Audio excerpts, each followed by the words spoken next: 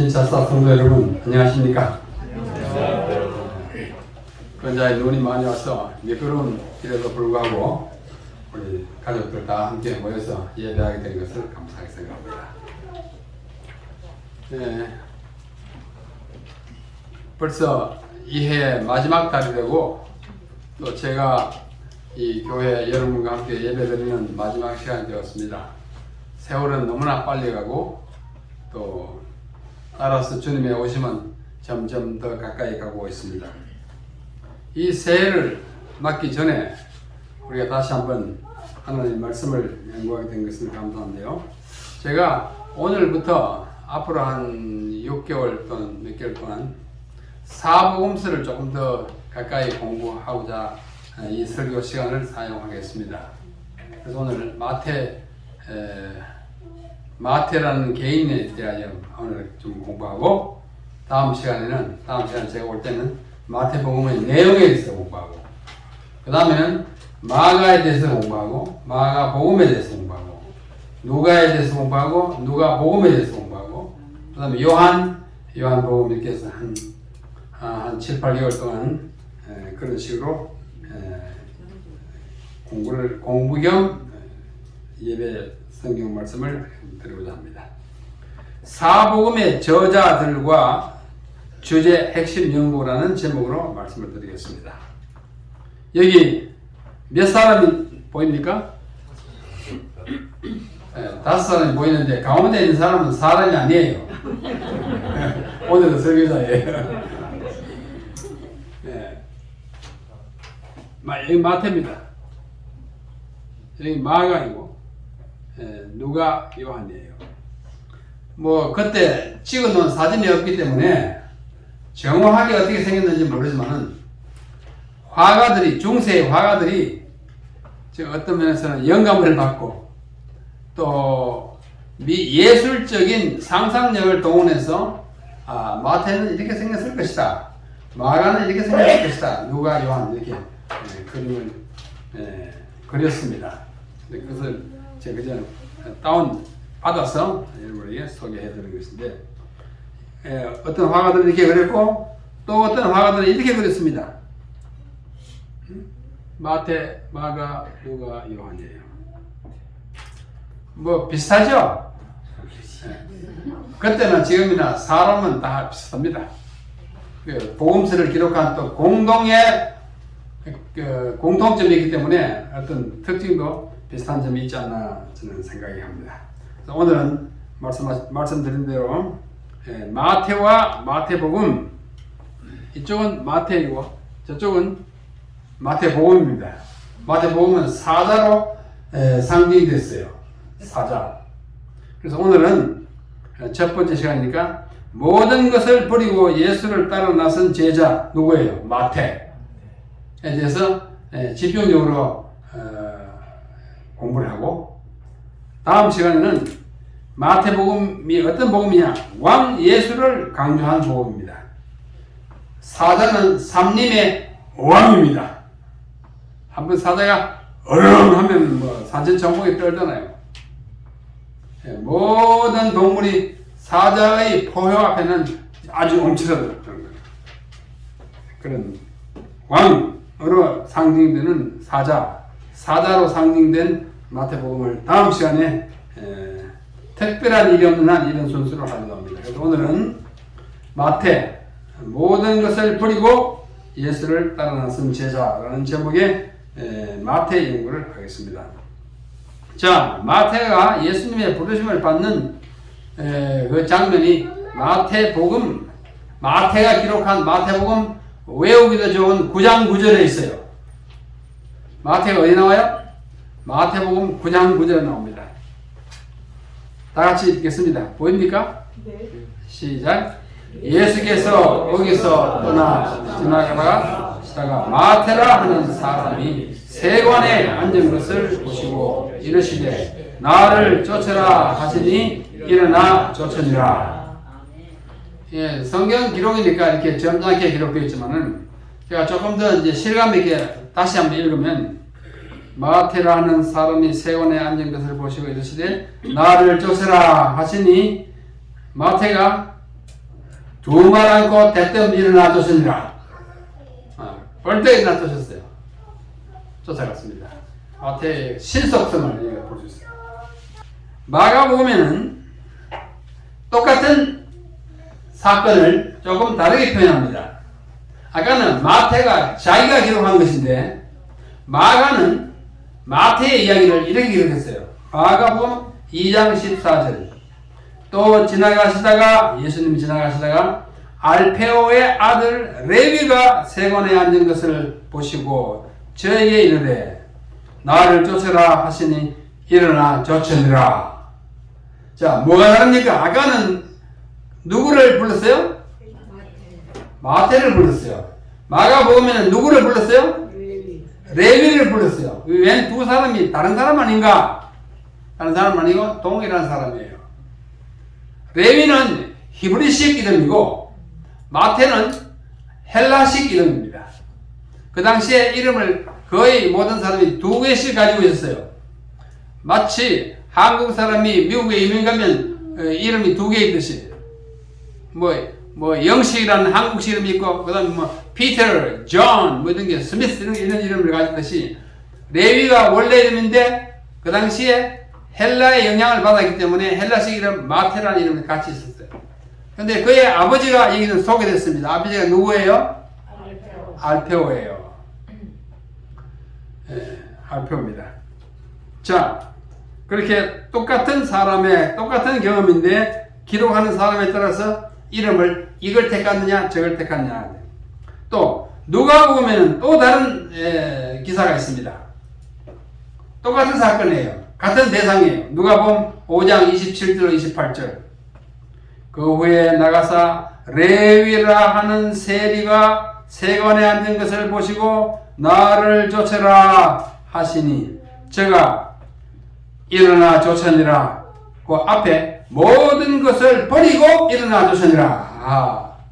누가는 좀 더 아주 절실하고도 아주 세부적으로 구체적으로 기록하는데 앞에 두 복음에서는 어떻게 해요? 그냥 일어나 쫓으니라. 여기는 모든 것을 버리고 일어나 쫓으니라. 여기서도 레위라는 이름을 썼습니다. 마가도 레위라고 하는데 마태는 자기를 마태라고 기록했어요. 자, 이 장면이 바로 예수님이 세관 앞에서 세무서 업무를 보고 있는 마태 또는 레위를 만나는 장면입니다. 아까도 보여드렸지만은 마태가 이렇게 생겼을 것으로 어떤 화가가 추천했습니다. 자, 이 사람의 표정의 특징은 뭘까요? 왜 화가가 마태를 이렇게 그렸을까? 마태의 직업이 뭐였어요? 직업? 세리. 요즘 말로 하면 세무서 직원. 네, 있어요. 요즘은 세무서 직원들이 거짓말 못해요. 딱 객관적으로 평가된 그 자료에 의하여 세금을 매기기 때문에. 그러나 2000년 전 이스라엘은 로마의 식민지였기 때문에 세리들이 아주 타락했습니다. 아주 부패했습니다.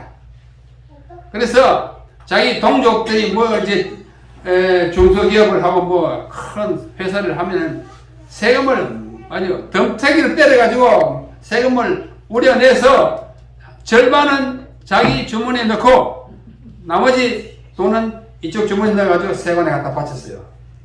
이러니까 가장 사람들이 미워하는 대상이 누구냐면 세리였어요. 남자 중에 가장 악한 사람 세리, 여자 중에 가장 악한 여자 뭐예요? 세리와 창기. 아주 나쁜 여자 창기, 아주 나쁜 남자 세리. 창기와 세리가 늘 붙어 다니는 단어였어요. 근데 이 마태는 보통 마태와 조금 다른 사람들과 달랐어요. 항상 시선을 하늘로 우러러보면서 어떻게 해요? 하늘로 우러러 한 점 부끄러움 없는 삶, 윤동주가 아니더라도 이렇게 늘 마음에 그 정직함을 가지고 살았어요. 이 직업이 세리였기 때문에 사람들이 환영하지 않았습니다. 길 가다가 세리가 오면 내 세리를 보는 내 눈을 버린다고 이렇게 피해가지고 지나가겠어요. 그리고 세리는 공중의 집회 장소에 갈 수가 없었습니다. 다 싫어하기 때문에.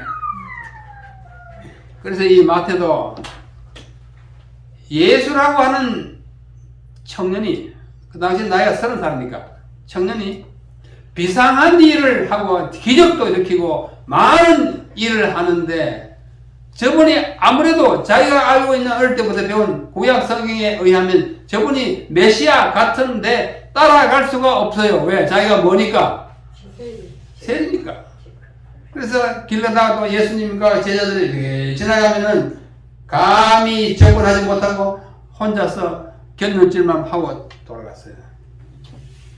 그러니까 가고 싶어도 못 가는 신세였어요. 그런 마태였습니다. 자, 이 마태가 그의 이름과 가정과 직업을 한번 살펴보겠습니다. 그의 본명이 히브리식 이름 뭐였어요? 레위. 레위의 뜻이 뭐냐면 연합, 부착, 딱 들어붙는 거였어요.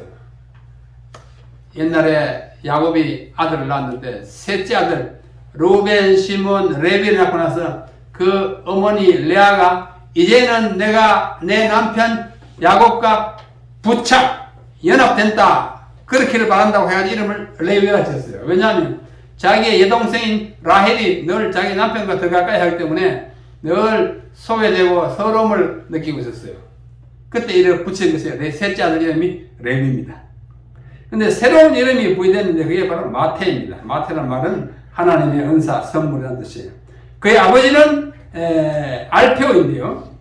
성경에 보면 마태복음과 사도행전을 보면 야고보를 소개할 때 알페오의 아들 야고보라 그럽니다. 같은 알페오라면 이 야고보와 마태는 뭐예요? 형제잖아요. 야고보도 알페오의 아들. 야고보 둘이에요. 세베대의 아들 야고보, 알페오의 아들. 이 알페오의 아들 야고보와 그 다음에 알페오의 아들 마태가 형제일 가능성이 아주 높습니다. 직업은 세리였고 직장은 가버나움에 있는 세관이었어요. 아까 그 세관 앞에서 예수님을 맞이합니다. 자, 이것이 가버나움에 있는 회당의 오늘날의 모습이에요. 가보신 분들 계시죠? 회당. 이 흔적이 이 4세기의 회당인데 아직 이렇게 남아있어요. 예수님 당시의 것은 아닙니다. 자, 그런데 이제 보십시오. 세리라는 직업이 얼마나 참 나쁜 직업이랄까, 사람들이 싫어하는 것이 참 보셨습니다. 세리는 어떤 사람이고 하니 공적으로 세무서에서 파견돼가지고 집집마다 돌아다니면서 세금을 이게 거두는 직업인데, 그 세리가 하는 일에는 1번 보십시오.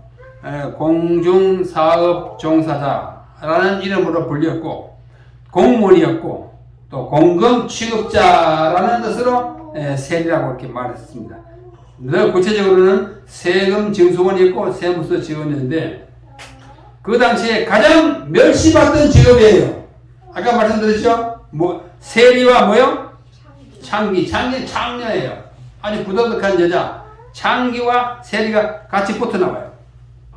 그 세리가 멸시받는 이유는 로마 제국에 충성하면서 자기 민족에게는 가렴주구하는 것이에요. 가렴주구는 말이 세금을 가하게 매겨가지고 막 뜯어 먹는 걸 가렴주구라고 합니다.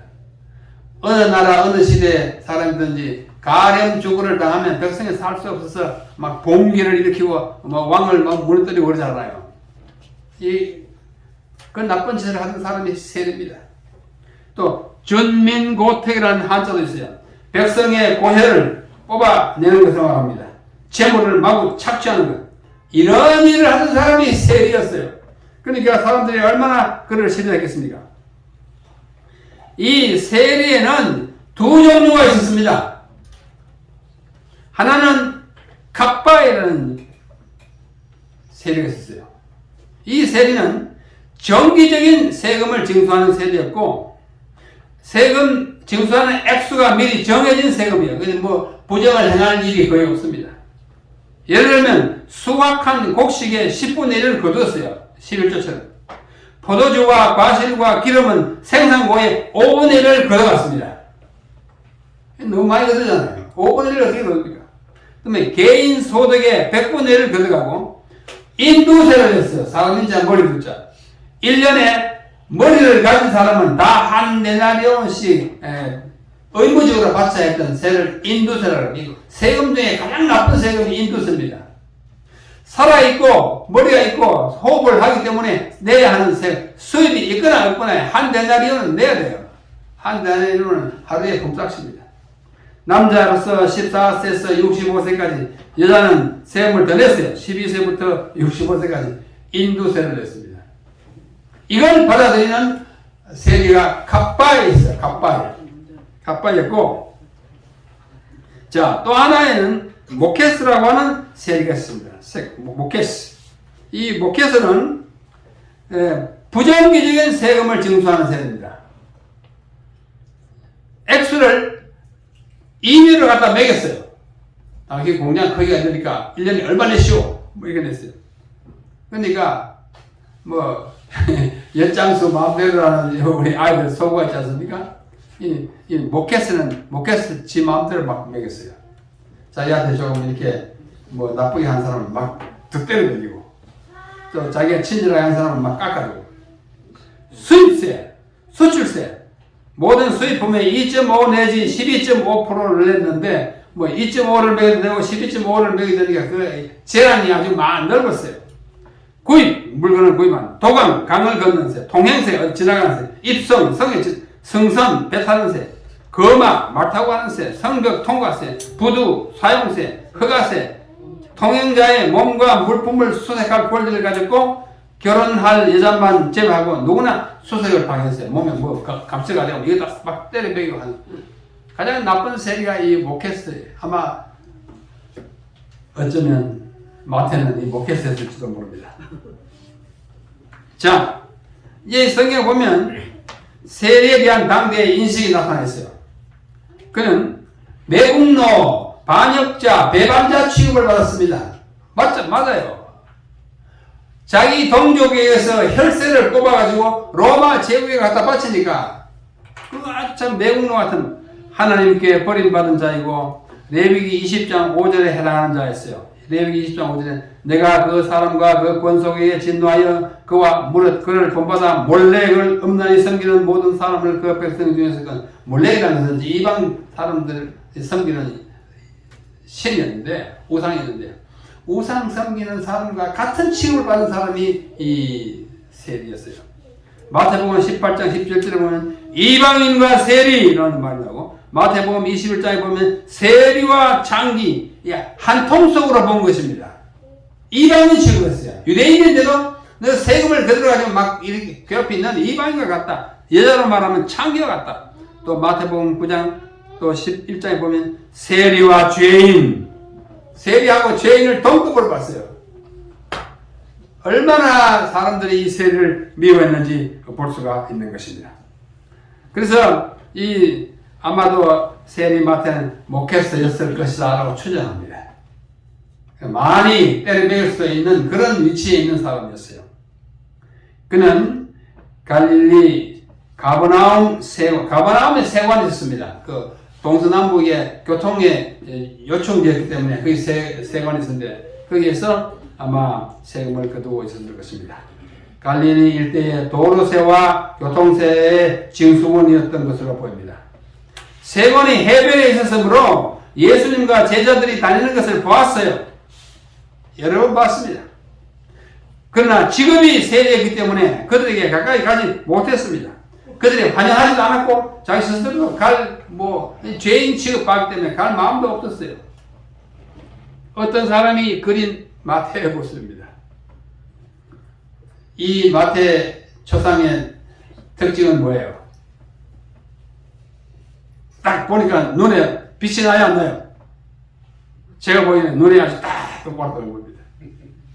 뭔가 꿰뚫어 보려는 마음, 세금을 내야 하는 사람의 마음을 꿰뚫어 보기도 하고, 또 성경을 꿰뚫어 보기도 하고, 지나가는 예수님을 탁 이렇게 눈여겨 보기도 하는 그런 모습으로 나타나 있습니다. 그래서 이 세리 마태에 대하여 신의 소망은 다음과 같이 적고 있습니다. 신의 소망 273페이지입니다. 어느 날 세관에 앉아 있을 때에 세리 마태는 예수께서 가까이 오시는 것을 보았다.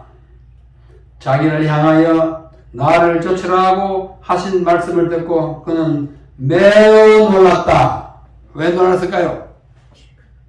자기는 예수님과 제자들이 지나가는 것을 여러 번 보았는데 감히 가까이 갈 엄두를 못 내고 있고 모든 사람들이 자기를 죄인 취급하고 이방인 취급하고 창교와 같은 존재를 보는데 예수님은 직접 뚜벅뚜벅 걸어가 자기에게 오는 것입니다. 놀랐어요. 그리고 저분이 어떻게 세리 나에 가까이 오느냐? 다른 사람 보러 오느냐? 주위에 봐도 다른 사람 없고 자기를 향해 오는 것입니다. 그는 매우 놀랐다. 마태는 모든 것을 버리고 일어나 쫓았다. 나를 따라 한마디에 끝난 것입니다. 마태의 마음에는 주저함이나 의심도 없었고 이익이 남는 사업이 가난과 곤란으로 바뀌어지리라는 생각도 하지 않았다. 돈 많이 버는 가장 돈 많이 뜯어먹을 수 있는 직업에서 이제 가난뱅이가 될 것에 대한 염려 없이 예수님을 따라 그 예수님과 함께 있어서 그분의 말씀을 듣고 그의 사업에서 그분과 연합할 수 있다는 것으로 그는 족하였다. 참 비록 어떻게 하다가 직업이 신분이 세리였지만 그 심중에는 진리를 탐구하는 마음이 있었어요. 예수님을 따라가고자 욕망이 있었어요. 그래서 예수님 오자마자 일어나서 그분을 쫓아가는 것입니다. 참 좋은 분이에요. 나를 쫓으라. 이 말은 마태복음, 마가복음, 누가복음, 공간복음, 세복음에 다 나와 있어요. 그리고 일어나 쫓으라는 말도 다 나와 있어요. 그러나 모든 것을 버리고 오라는 말은 누가복음에만 있습니다. 앞으로 누가복음 공부할 것입니다. 누가는 그 직업이 뭐예요? 마태는 세리, 누가는 뭐야? 의사예요. 의사를 정말 잘 자세히 보고 잘했어야 합니다. 그리고 그는 모든 것을 버렸는데 그 모든 것에 포함된 것이 뭘까요? 월급 많이 받는 직장 버렸습니다. 세무서 사표냈습니다. 안정된 가정과 호화로운 생활 버렸습니다. 직장 동료와 세상 친구들 버렸습니다. 이중 장부와 징수 대상자 명부 버렸습니다. 자신의 경력과 노하우 버렸습니다. 세금 뜯어먹는 노하우가 아주 발달되어 있던 마태인데 그거 다 버렸어요. 예수님 따르기 위해서 모든 것을 다 버렸습니다. 버렸어요. 정말 참 훌륭합니다. 그런데 모든 것을 버렸는데 딱 한 가지 안 버렸다 그래요.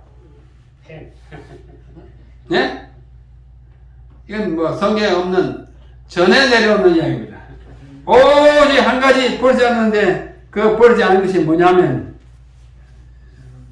볼펜입니다. 그 당시에 볼펜을 없지만 저런 펜이 있었겠죠. 펜! 그 부정직한 펜! 부정직한 펜. 당신 100만원 세금 받는면서도 어떻게 50만원 받았다고 또 적고 50만원 자기주머니에 넣고 이 부정한 펜, 저주스러운 펜, 이중장부를 쓰던 펜, 늑진과 갈취를 하던 펜, 그는 버리지 않고 가지고 있었다고 전해집니다. 예수를 따라가면서 그가 버리지 않고 갔던 펜 가지고 무엇을 했을까? 그는 복음서를 기록한 것입니다. 예수를 따라다니면서 그분의 말씀을 낱낱이 기록한 제자 마태예요. 산상설교 마태복음 5장으로 8장, 7장, 또 팔복, 그 다음에 주기도문이 포함되어 있는 산상설교를 마태만 자세히 기록했습니다. 마가복음에는 없습니다. 누가복음에는 쬐끔 기록하다 말았어요.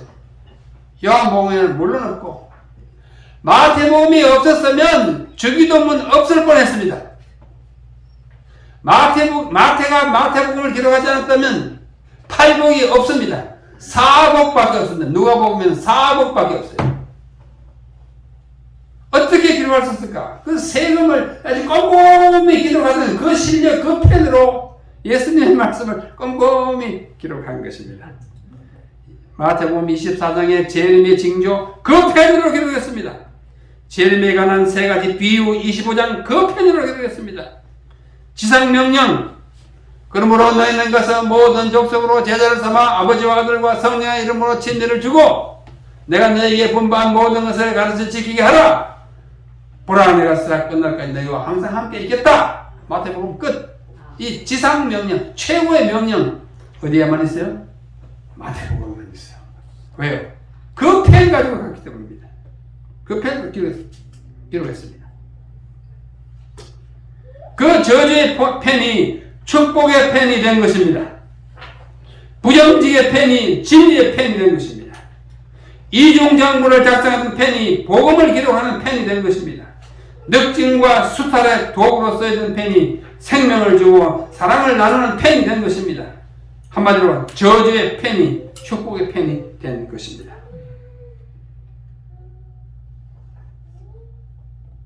이다 다른 화가가 그린 마태의 모습입니다. 각각 특징이 있겠죠?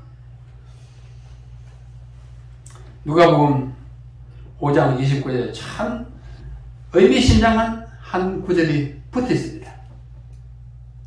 레위가, 다른 말은 누가? 마태가 예수를 위하여 자기 집에서 뭘 하니? 큰 잔치를 하니 세리와 다른 사람이 많이 함께 앉았느니라. 이 무슨 잔치일까요? 누구를 초청했어요? 자기 동료 세리와 다른 사람, 이웃 사람을 다 초청해가지고 거대한 잔치를 베풀었는데 어떤 사람이 이 장면을 그림으로 그렸어요. 그 그림 보여드릴게요. 이 그림은 1573년에 파울로 베로네스라고 하는 사람이 그린 마태 집이 이렇게 마태가 돈을 모케스라는 세리가 돼가지고 많이 돈을 얻어먹고 집도 아주 궁궐처럼 짓고 살았다고 이 화가는 상상했습니다. 보십시오. 그날 초청받은 누가 누군지 모르지만 하여튼 뭐예요? 이 잔치의 주빈이 누굴까요? 예수님이죠. 가운데 앉아. 그 다음에 가버나움 세무서의 세무서장도 초청받았을 것이고 동료 세무서원 모케스도 있고 뭐 다 왔을 거예요. 아주 거대한 레위 집의 잔치입니다. 마태 집 잔치에서. 그래서 저는 이 잔치의 의미를 생각해 봤어요. 큰 잔치를 베풀었다 했는데 미상불 이 잔치는 환영의 잔치였을 것입니다. 구주 예수 그리스도를 자기의 구주로 환영하는 환영의 잔치였고 송별의 잔치였을 것입니다. 직장 동료 세상 친구와 작별하는 빠이빠이 잔치입니다.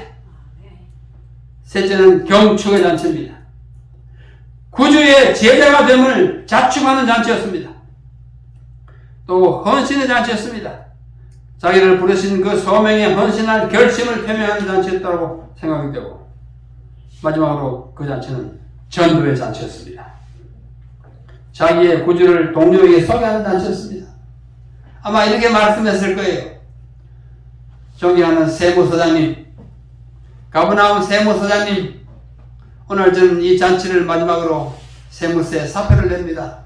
그동안 저를 고용해 주시고 일하게 해주셔서 감사합니다. 그러나 나는 이제 가운데 그 예수님을 가리 이분이 나의 구주임을 믿고 이분을 따르기로 결심하고 이분의 초청에 응하여 가는 것을 양해하시고 내가 앞으로 다른 일을 하더라도 그저 눈여겨봐 주시고 가능하면 서장님께서도 또 동료 우리 세원들께서도 나와 함께 이 주님을 모시고 영원한 생명을 얻게 되기를 바랍니다. 뭐 이렇게 아마 성별사 했을 것 같아요. 전도의 잔치였습니다. 참 아름다운 잔치였습니다. 이 잔치 밥 먹고 하는 것이 얼마나 중요하냐면 구약 성경에 보면 언약 때에는 언제나 잔치를 했어요. 이걸 가지고 언약 잔치라고 합니다. 왜요? 우리가 앞으로 이렇게 하기로 한다 약속할 때 그 약속이 오래 기억에 남도록 하기 위해서 밥을 먹어야 돼. 네? 밥을 먹어야 돼요. 그래서 우리 국가에 높은 사람들이 다른 나라에 가면 항상 거기서 거대한 잔치를 벌잖아요. 만찬. 귀빈 대접 시에도 잔치를 했고 사랑과 우정을 깊이 나누는 행사도 밥을 먹어야 합니다. 맨입으로 안 되는 일이 있는데 그것이 바로 전도입니다, 여러분. 맨입으로 안 돼. 친구 조장로의 잔치 전도. 제 친구가 하나 있는데 조장로입니다. 서울삼립고등학교 수학선생으로 오래 공직하다 미국에 갔어요. 제가 미국에 살 때 한 번은 우리 동네 와가지고 이분이 간증을 하는데 나는 일주일에 나는 그분이 뭐냐면 1년에 80번 잔치합니다 그래요. 잔치란 뭐냐? 3사람 이상을 초청해다가 식사 대접하는 건 잔치라고 그래요. 1년에 몇 번요? 80번. 1년이 52주 또는 3주인데 80번 하려면 일주일에 한 번 반 정도 해야 됩니다. 그렇죠? 적어도 한 사흘, 나흘 만에 한 번씩 해요. 왜 손님이 그렇게 많으냐? 그분이 미국에 사니까 로스앤젤레스 살아요. 아침에 차를 타고 자기 직장에 딱 이제 출근을 해가지고 그 주차장에다 자동차를 세우고 자기 직장에 있는 건물로 걸어가요. 가다가 자기와 얼굴 색깔이 같은 사람만 있으면 무조건 말을 걸어요. 안녕하십니까? 그 사람이 안녕하십니까? 라는 말을 알아들으면 뭐라 그럴까요? 네, 안녕하십니까? 그러면 그 사람은 어디 출신이요? 한국 출신이에요. 안녕하십니까? 해가지고 이게 무슨 말인지 모르겠다 반응하면 그 사람은 어디 사람이요? 동양 사람은 사람인데 한국 사람 아니에요. 월남 사람이나 중국 사람이나 이러거든. 그러면 하이 하고 간대. 근데 안녕하십니까? 하고 안녕하십니까? 대답하면 아유 정하십니까? 어디서 일하십니까? 가는 사이 이 말을 걸어요. 또 어디 갔나? 난 어디 간다. 근데 명함 하나 딱 찍어서 명함 하나 달라고 그러고 우리 다음에 한번 만납시다. 그래가지고 집에 가가지고는 밤에 전화를 해야 돼요. 오늘 어디서 만나 아무겠는데 반가웠다고. 그 인사하고. 처음부터 뭐 하면 안 되니까 한 이틀 사흘 후에 또 전화해요. 별거 없냐고. 그렇게 한 2번, 3번 전화하다가 이번 주말에 제 집에 한번 오십시오. 그런데 우리 집에 아이가 몇 살 있었는데 그 댁에 아이 몇 살. 그렇게 해가지고 우리 집 먼저 오라. 그걸 주차장에서 가는 길에서 하고 엘리베이터 기다리면서도 그렇게 하고 어디 가다가 하여튼 얼굴만 놓으라면 안녕하십니까 한대. 그래가지고 식사를 정해가지고 1년에 80번 잔치한다고 해요. 그래서 영혼을 많이 얻었어요. 그래서 한 번 식사하고 한 2번 초청하면 우리 한국 사람은 2번 초청 받으면 그 다음에 반드시 초청을 한대요. 그럼 이제는 가서 얻어먹을 거 가지고 그때부터 시작한대요. 김생, 내가 근래에 굉장히 좋은 걸 발견했는데 오늘 김생한테 좀 소개할 마음이 있다. 잠깐 기다려봐. 그 자기 자동차에 가서 등을 탁 열고 여러분 이거 아시죠? 우산. 이게 뭐예요? 다니엘서에 나오는 우산.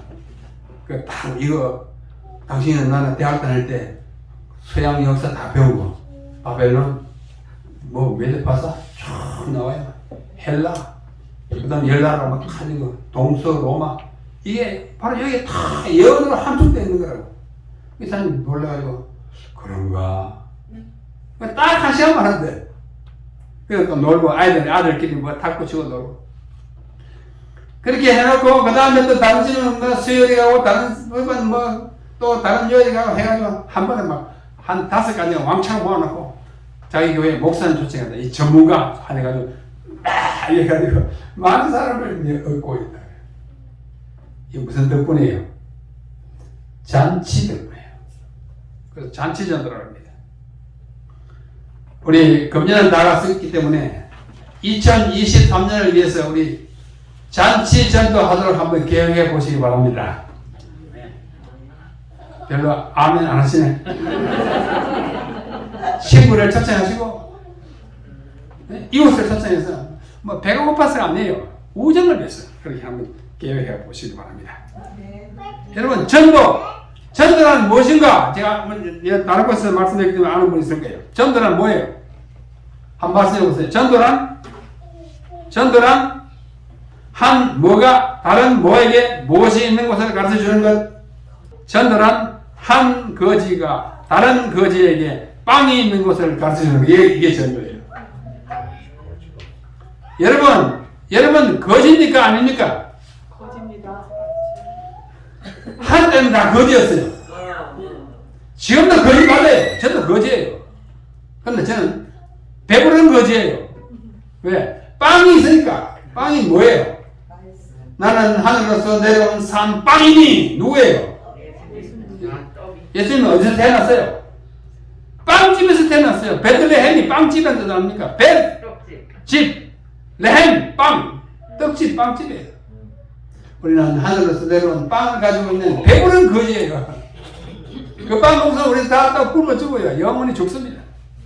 자, 에우세비우스라고 하는 이 교회 역사가 이렇게 말했어요. 주의 여러 제자들 중에서 오직 마태와 요한이 기록을 남겼다. 그들은 필요상 이것을 기록하였다. 마태가 처음에는 히브리인들에게도 전도하다가 나중에 다른 나라 사람들에게도 전도해야 할 필요가 생겨 그들을 위해 복음서를 기록했다. 뭐 이렇게 기록했어요. 자, 어떤 사람이 마태가 복음서를 기록하고 보는 것을 이렇게 그림으로 그렸습니다. 다 마태에 대한 이야기예요. 마태가 정말 위대한 복음서 기자가 돼가지고 신약 성경을 딱 열면 누가 나와요? 마태복음 나오잖아요. 아브라함과 다윗의 자손 예수 그리스도의 자손. 이 마태복음이 어떤 특성을 가지고 있는지는 참 중요해요. 우리 다음 시간에 말씀을 드리겠습니다. 마태에 관한 성경 밖의 기록에 또 보면은 알렉산드로의 클레멘트가 마태의 죽음은 자연적인 죽음이었다. 마태는 채식주의자로 고기를 먹지 않고 주로 채소를 먹었다. 이런 기록도 있습니다. 탈무드에는 마태는 유대 사내들인에 의하여 사형을 당했다. 이런 기록도 있어요. 서로 상충되는 기록이지만 성경 밖의 기록입니다. 어떤 것이 확실한지 알 수가 없습니다. 제가 오늘 강조하고자 하는 한 책은 안드레와 마태 행전이라는 책이 있어요. 굉장히 중요한 책이에요.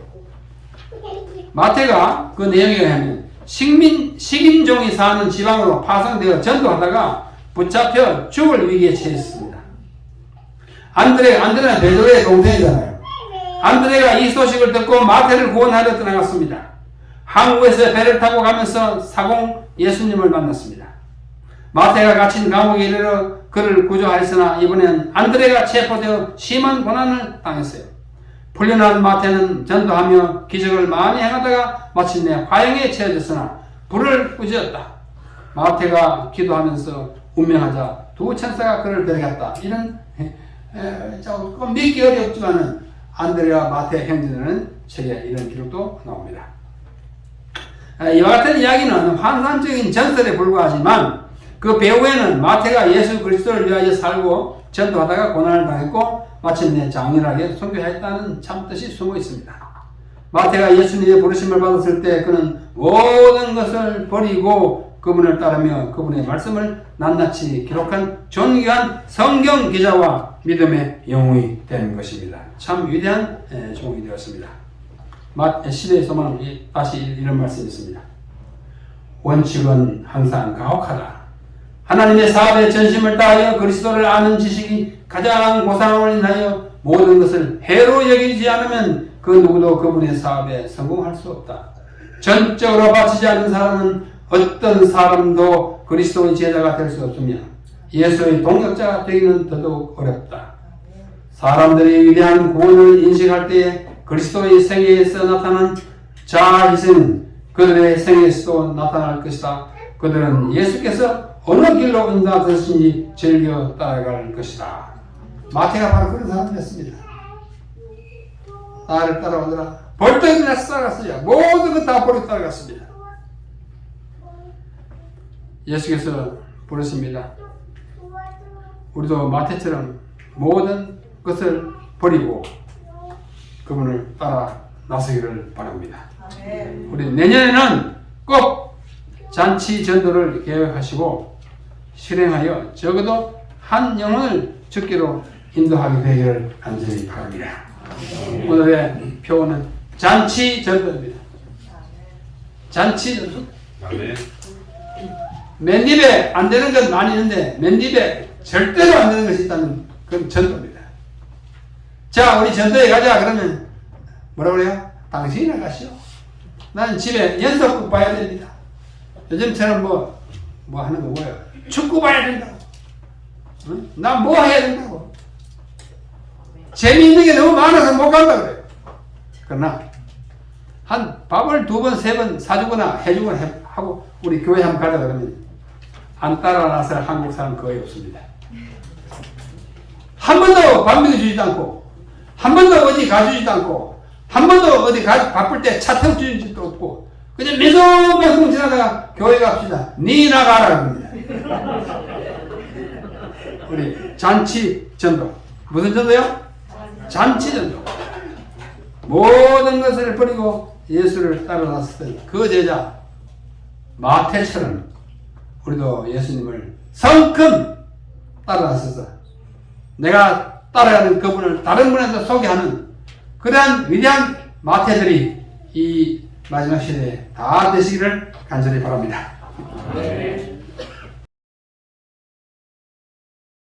하나님 우리 아버지시여, 우리가 죄악의 흑암 가운데서 헤매다가 그냥 공동묘지로 갈 뻔한 운명이었사오나 주님께서 이 땅에 오심으로 생명의 길을 열어주시고 우리가 주님을 따라 새 생명을 얻게 하셨으니 참으로 감사합니다. 이 귀한 생명 나 혼자만 누리지 않게 하시고 우리의 이웃과 친척과 동무들에게 정말 마음을 다하여 전구하고 전파하여 많은 영혼들을 주님 앞에 이끌게 하는 저희가 되게 하여 주시옵소서. 오늘은 마태의 생애를 잠시 살펴보았습니다. 우리도 주님 부르실 때 성큼 일어나서 모든 것을 버리고 따라가는 믿음을 가지게 하여 주시옵시고 하나님의 삶에서 주님의 손만 붙들고 나가는 믿음의 장부들이 되게 하여 주시옵소서. 이제는 우리 아버지 하나님의 무궁하신 은총과 예수 그리스도 우리 구주의 사랑과 성령 하나님의 간단없는 돌보심과 인도하심이 우리의 앞생에 함께 하시고 내년 한 해 동안 특별히 함께 하셔서 우리가 영혼을 얻기에 정말 훌륭한 전도자 이 시대에 마태 같은 사람들 다 되도록 영원히 축복해 주시옵기를 주님의 이름으로 간절히 비옵나이다. 아멘.